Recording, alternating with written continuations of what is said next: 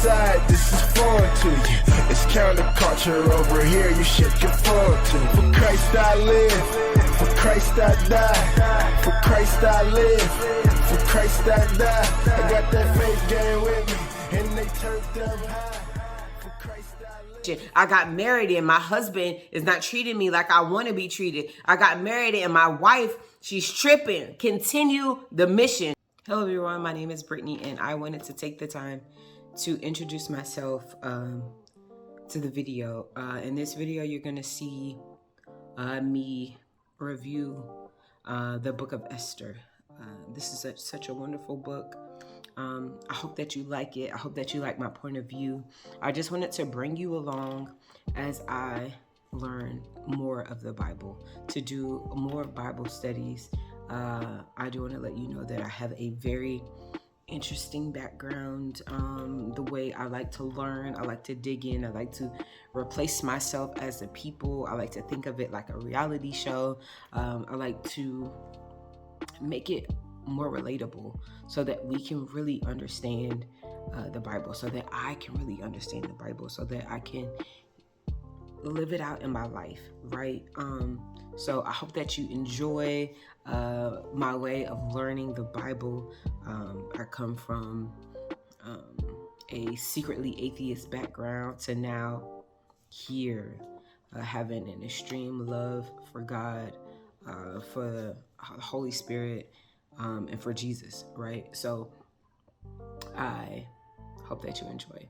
Peace. Stay tuned for the rest of the video as I dive deep into Esther. Okay, so I'm back and I have my Bible. I am using the King James Version and I have a journal Bible. I don't know if you can see that, but I have a journal Bible and it has space here for you to write notes. I utilize that a lot. I highlight a lot. So here with me, I have a black pen, a blue pen, a red pen, and a highlighter. Listen, I had more, but kids, my daughter don't let me keep anything. And then I have a journal, a notebook, let's say that. And then I just got this book. So I was using the, there's an app called Touch Bible Loaded. And it has the definitions and everything that you can get in there. But I'm trying to detach from using my phone while doing a Bible study because I will drift off to Instagram or Facebook real quick. So today I'm in Esther 8. And at this point in Esther is now the new queen. And at the very point that I'm at, Esther has revealed to the king that it was Haman who wanted to destroy her and her people because he wanted to destroy Mordecai. And so at this point, Haman is hung, right? He built up this gallows to hang Mordecai from. But how the tables have turned, and at this point he has been hung from the very thing that he set up to hang his enemy. It was actually used for him. And so now at this point, Esther is making a plea for her people. So let me read this and dive deep into this. If I have any really good points, I'll come back while I'm reading, but after I read, then I'll come back and give you a really good summary of it, okay? Esther was asking, basically, please, save my people. Haman basically sent out this letter, sealed and signed with the king's ring and in the king's name, a decree and a covenant saying that, hey, look, we gonna kill the Jews, you know what I'm saying? And then there was basically like a ransom. He was willing to pay people to also help him kill Jews. Let me go back. I wanna make sure I'm saying this right. Yeah. So we're looking at chapter 3, verse 9. And it said, I will pay 10,000 talents of silver to the hands of those who have the charge of business to bring unto me the king's treasure. So basically he was saying like he was gonna kill them, right? Or I'll pay you. And so she needed everyone to know to me, this is all my perspective. This is all part of my study. So I read it one day, I study it, and then I go back and I study it again to make sure that I am getting exactly what I'm supposed to get from it. So as of today, this is what I get. She needed everyone to know, because everyone got that letter that Haman sent out. She needed everyone to know, hey, look, rip those letters up. Okay, we're not doing that no more. Like, the king has freed us from Haman's wrath, and I need everyone to know, because those people still had the desire in their hearts because of what Haman sent out, thinking the level of disrespect, and listen, we're gonna kill the Jews. And so she needed to know that everyone else would know. And so we'll look at verse 5, and it said, let it be written to reverse the letter devised against Haman, devised by Haman, which he wrote to destroy the Jews which were in all the king's providences. And so the king was like, basically, yes, sign it, seal it with my name, stamp it with my ring, and nobody can reverse it, right?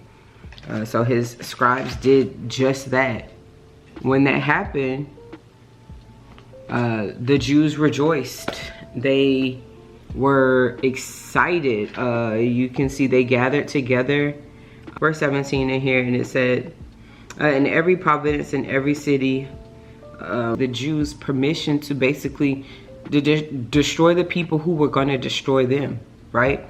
And so that there was a fear amongst the people at this time. Like, oh my gosh, like we had a plot and a plan to kill the Jews.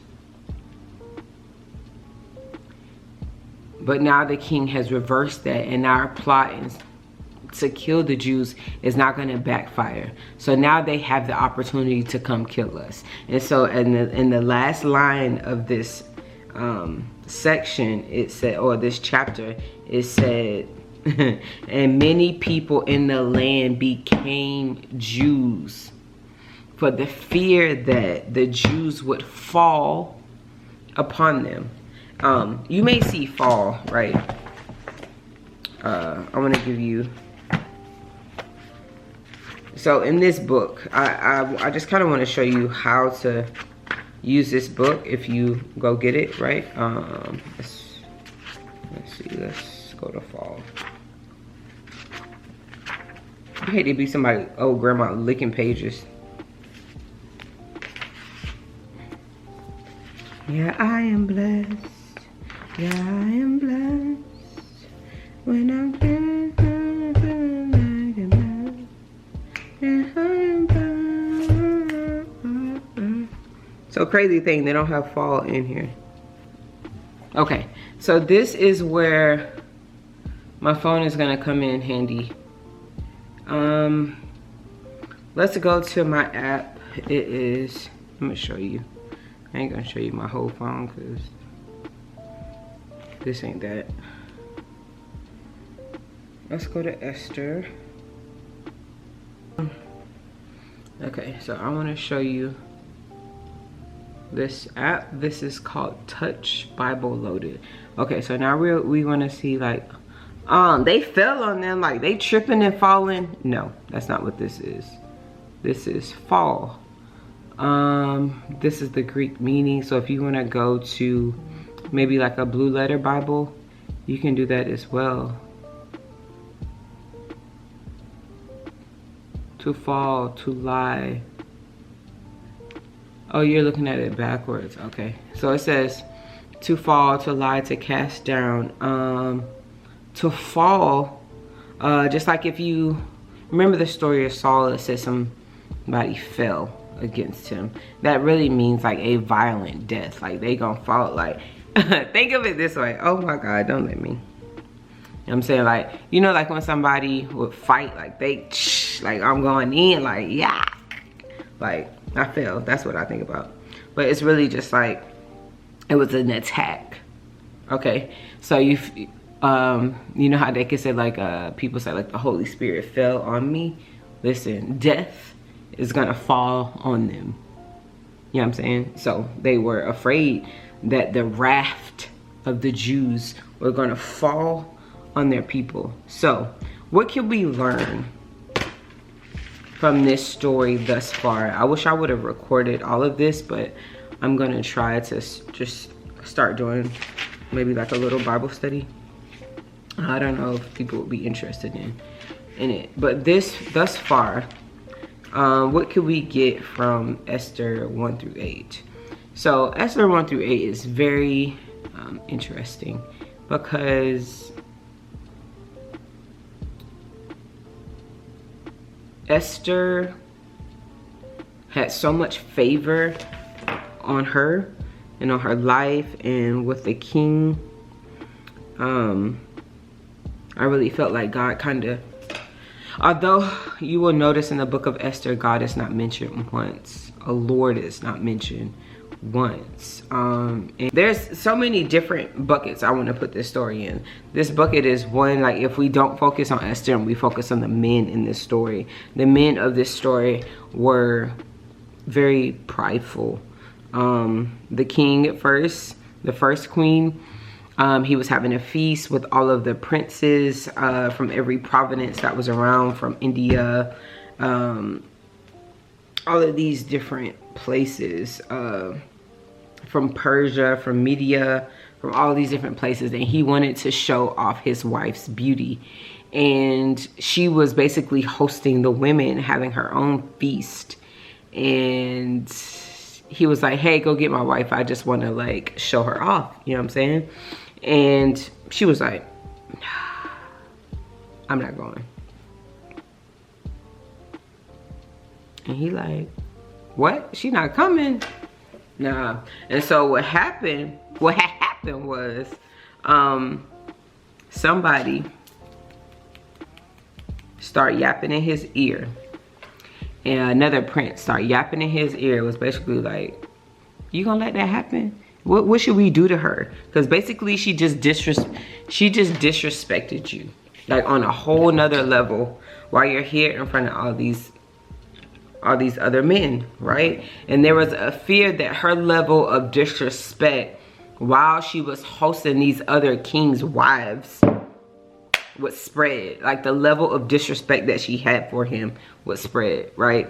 And so they were like, she can't be queen no more. Bye-bye.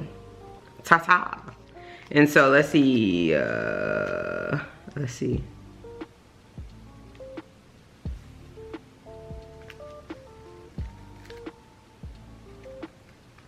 Basically. And so let's say chapter 119. And it said that the queen came no more before the king. And it says, let the king give her royal estate to another that is better than she. Baby, what? The king should have been like, hey, wait a minute. This is my wife you're talking about here. Okay, like, yeah, she didn't come to me one time. But I guess you also, you know, we think about things in today's time. But think about it like back then. You just, the level of power that a king had to have, and if your wife is not quote unquote listening to you or showing some reverence to you, then it's like, what's happening? And so I think he was also a bit embarrassed because in verse 14 it said next to him were like 7 princes from Persia, and they saw his face. They saw his face, the emotion that was on his face, because it said in in verse 12, it said when the queen refused to come to the king, the king burned inside with wrath. Like, what? So, and if you read on in the story, the king was really big on beauty, because that is how he even chose Esther. Like, she was so beautiful, and just the sight of her, she found favor in his sight, right? So, okay, y'all, I am coming from my phone. The enemy does not want me to finish this, but it really is my fault, because I really should have just changed the batteries, but 3 batteries was dead. Stop playing. But so I'm coming from my phone, so it's gonna look a little different, but a really good thing to take away from this is that they killed all of those people. They were dead. Like, all of their possessions and all of the things, the Jews did not take it. They had the opportunity to take it, but they did not, because they came for justice for them, right? And so in all 3 times, in all 3 areas, the Jews, it said, but they laid not their hands on their spoils. So you want to look it up again. Let's see what it says here about spoils. Sometimes it's here, sometimes it's not.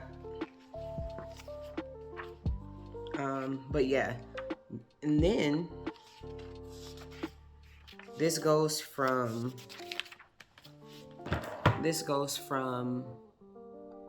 feeling defeated to being a victor, right?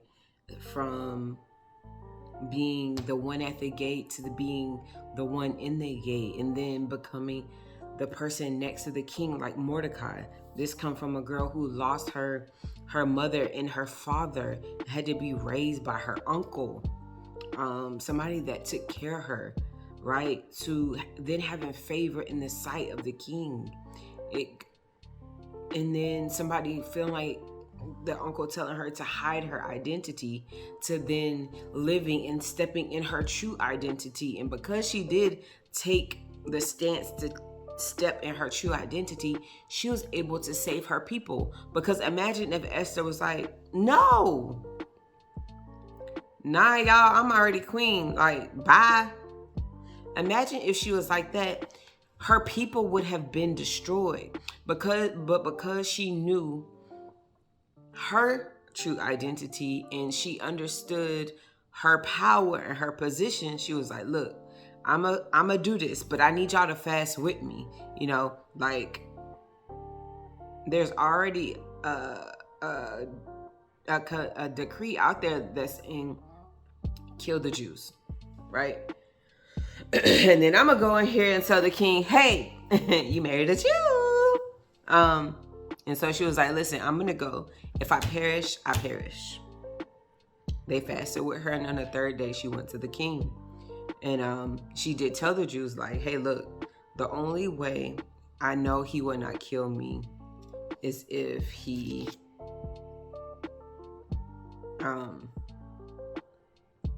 throws out like this golden specter or something like that. And when she walked in there, he put it out. And she was like, oh, baby, thank you. Ooh, he ain't gonna kill me today. So favor was upon her, right? But just imagine if she did not do that. She saved her people, Mordecai, everybody. And one thing I thought was very interesting was the Jews had already killed all of their enemies and Haman's 10 sons.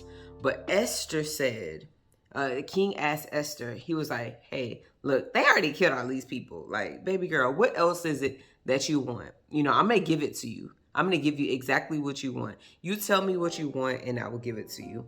And so she was like, let's hang Haman's 10 sons.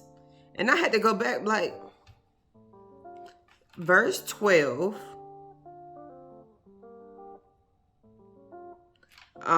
well, let's say verse 10. They killed Haman's 10 sons. Like, and the king was like, yeah, they killed Haman's sons, boo. She was like, now let's hang them. Baby, if baby girl wasn't sending a sign like, don't play with us, don't play with my people, she needed to send a sign. It was like, hey, look, I'm not playing. We not playing. Okay? You come against us, this could be you too. You imagine hanging a dead body? Like, I'm gonna hang this body as a sign of our victory and as a warning that the tables could turn so easily. Like, this was a skip you, back to me. Skip you, back to me. Skip you, back to me. Reverse Uno game. That's all this was. Like, if anybody plays Uno, that's basically what this was. This was like draw 2, draw 4, Uno, out. Like, while you drawing your hand and trying to do and scheme up all this stuff to me, Uno game. It's over. Don't even worry about it. So if you want to read Esther, read Esther. I think it is a really good story. And I want to say, like, God saw them through this, right? It's so crazy because it started with a feast and it ends with a feast. It started with the king's royal feast and it ends with the Jews' feast of gladness, the feast of Purim, which is a place of where I think Haman wanted to kill them. So they came back and took everything that the enemy meant for harm. They turned it into good. Listen, somebody is going to try to cross you. Somebody is going to try to destroy you and your people. Stay focused. Do what you need to do to get closer to God. And the tables can turn for sure. The very place that the enemy is plotting and scheming and scamming and doing all these things, the tables can turn and it all can be yours. And here, the main thing that I want to say, because it's been on my heart, right? A lot of people find motivation from their haters. Like, oh, let your haters be your biggest motivators. This is not necessarily tied to Esther, but I just want to put this message out there. Let your haters be your biggest motivators. No, don't let your haters be your biggest motivators. Like, because what's going to happen when you have no more haters? How you going to be motivated? Let your purpose in life and God be your biggest motivator. God is always going to be there. And once you ask God, what is my purpose here on this, in this earthly realm? What's my purpose? Let that be your biggest motivator. Mine, I know mine. So mine is always going to be there. And that is my biggest motivator. Even for this, even for just doing this, I know my purpose. Like, there's nothing like when God trusts you enough to reveal to you your purpose. Like, I want to say it was 2019 and my purpose was revealed to me. But God didn't tell me, like, go. He gave me the purpose, but I had to be trained and trusted with the purpose. And now I get to walk in the fullness of my purpose, right? So even as I'm walking, I'm getting to walk up the stairs, right? I'm walking up. I'm not running. I'm walking up the stairs. God has unleashed me to my purpose from a place of rest. He's given it to me as I can handle it, right? So I've done I'm in the midst of faithful daughters. He's given me a business to build, a product, how to mold this thing. But he's also obviously unleashed me and to be able to do just this. Listen, I'm coming from an atheist. You know what I'm saying? I'm coming from atheist to redeem. I'm coming from atheist to reigning in my territory. I'm coming from atheist to authority. Like, God has given me a place of authority. So if you are focused so much on your haters, you are giving them power. They are taking up they get to live rent free in your mind. Listen, people posting all this like, you know what I'm saying? She hating on me, but it's all good because, you know what I'm saying? Whatever. I can't even talk like that because to me, I have no haters. I don't have a hater in my mind. I can't think of one person that I really believe is hating on me. Why? Because I don't even give them space and opportunity in my mind to live. You're not going to get that from me. I don't have any haters. I don't even have nobody that dislike me because, I don't care. I do not care if you don't like me. I do not care if you hate on me. Listen, you care about people hating on you. They got to, you're zero. Haters to you, zero. Nothing. They win. When you focus on your haters, they win. Okay? And listen, Haman was focused on his haters. He was focused on the person that disrespected him. So what? They disrespected you. Now they disrespected you. You plot and scheme and do all this stuff to kill them. Look, they came and they got you and your people and your kids. Don't focus on your haters. Don't let your haters be your biggest motivators. You see how it turned out for Haman. It didn't. Yeah, it turned out the Jews fell upon. Like, you don't want that. So let your purpose be your biggest motivator. You go into work, you have a purpose in every place. You have a grand scheme, my life. Ask God, what is the purpose that you're supposed to be doing here on earth? When you go into your workplace, you should have a designated, specific purpose when you go into work. So when everything starts coming against me, your boss acting crazy, people lying, scheming, you already know what your purpose is. So when I go into my job, it's not, oh Lord, please let me just finish the day so I can go home. Let me continue the mission. The mission is whatever God gave you. You know what I'm saying? Listen, if your mission is Rebecca, continue the mission. And if you're in the military, you know what continue the mission is. There's a saying called Charlie Mike, continue the mission. You cannot leave until God tells you it's time to be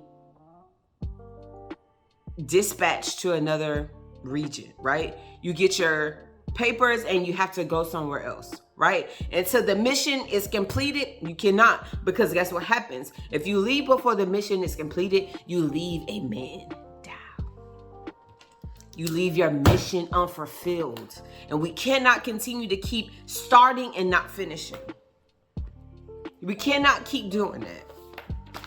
Continue the mission until it is complete. Charlie Mike, continue the mission. That is all I tell myself all the time. Continue the mission. Continue the mission. Continue the mission. When things get hard, I have to continue the mission. Parenting life gets hard. I have to continue the mission. God gave me these kids to raise. I have to continue the mission. I got married and my husband is not treating me like I want to be treated. I got married and my wife, she's tripping. Continue the mission. There was something in your marriage that made you want to love her and ask her in front of all these people to be your wife. She says yes. You say yes. You take vows to each other, not to God, but you have to continue the mission. That's another thing. Stop taking vows to each other. Your marriage is not to each other. You two are coming together before God. Take your vow, you know what I'm saying? Come to God. That's why marriages out here tripping. And y'all think like, oh, my man's supposed to be serving me. No, he's supposed to be serving God, which will then benefit you.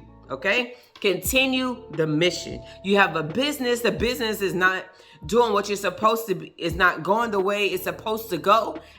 Go back and check in and ask God, am I doing what I'm supposed to be doing in the business? God says, no, do it this way. Continue the mission. You're a pastor. Your church, is it flourishing? Is people aren't serving? Continue the mission. Continue the mission. You're in ministry and you're having groups and people aren't coming. You check in with God. God, am I supposed to be still doing these things? having these meetups and da-da-da-da-da. God says, yes, don't stop. Continue the mission. You have to continue. But the way you continue the mission is you got to keep checking it with God to make sure you know what the mission is. Woo! God just gave it to me. A man without a mission will surely perish. You have to have a mission. Your family needs to have a mission. You in your life, how are you operating truly in your spiritual walk with no mission, no plan? I'm just going. You need to check in with God. You need to get in with him daily. Let him be your daily bread. Daily. Some of y'all are fasting from God. You know what I'm saying? You intermittent fasting. A lot of us are so focused on what we're putting in our mouth that our spirit man is hungry. He's weak. Okay? Continue the mission. This thing went through. This is not what I planned, but God took it another way. All right, y'all. That was Esther. All right, I'll see you later. Peace and love. For Christ I live, for Christ I die.